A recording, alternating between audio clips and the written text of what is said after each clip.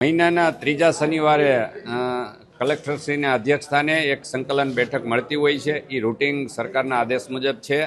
ત્યારે આજના મુદ્દા તો હતા, જે કંઈ મુદ્દા હતા એમાં મોટાભાગના મુદ્દા અમારા સોલ્વ થઈ ગયા છે. પીજીવીસીએલના હતા, બીજા અન્ય મુદ્દા પણ હતા અને થોડો ઘાસચારાના પણ વરસાદ ખેંચાવાના કારણે હતી વાત.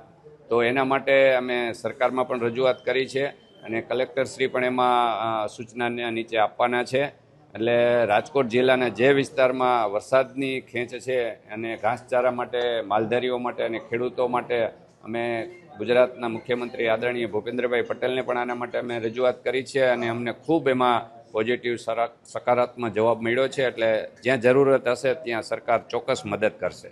આજની સંકલનની મિટિંગમાં ખેડૂતોની ચર્ચાનો મુદ્દો તો હતો નહીં, પણ અમે રાજ્ય સરકારમાં આના માટે ખૂબ રજૂઆત કરી છે અને ભૂપેન્દ્રભાઈ પટેલ અને હર્ષભાઈ સંઘવી અમને આમાં ખૂબ સહકાર આપી રહ્યા છે. આરોગ્ય માટેની ચર્ચા આજના એજન્ડામાં ખૂબ સારી રીતે ચર્ચા થઈ છે અને રાજકોટ મ્યુનિસિપલ વિસ્તારની અંદર સંઘર્ષ ખૂબ જ અત્યારે ચેકિંગ ચાલી રહ્યું છે.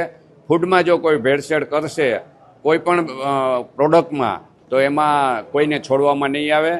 શહેરની અંદર તો અત્યારે ચેકિંગની ખૂબ ઝુંબેશ ચાલે છે અને હવે ગ્રામ્ય વિસ્તાર એટલે રૂરલમાં પણ ચેકિંગ થવાનું છે અને એમાં સરકાર કોઈ બાંધછોડ કરવા માગતી નથી ફૂડની ભેળસેળની અંદર. એટલે જે કાંઈ ફૂડના ઉત્પાદકો હોય જો ભેળસેળ કરતા હોય તો વહેલી તકે બંધ કરે અને સરકાર એમાં કોઈ પણ બાંધછોડ કરવા માગતી નથી. એટલે મારી ઉત્પાદકોને ખાસ વિનંતી છે કે વહેલા તકે આ બધું બંધ કરી દઈએ. રાજકોટ મહાનગરપાલિકામાં આના માટે ફૂડ લેબોરેટરીનું અત્યારે કોન્ટ્રાક્ટ પણ અપાઈ ગયો છે અને ફૂડ લેબોરેટરી વહેલામાં વહેલી ચાલુ થાય એવા અમારા પ્રયત્ન છે.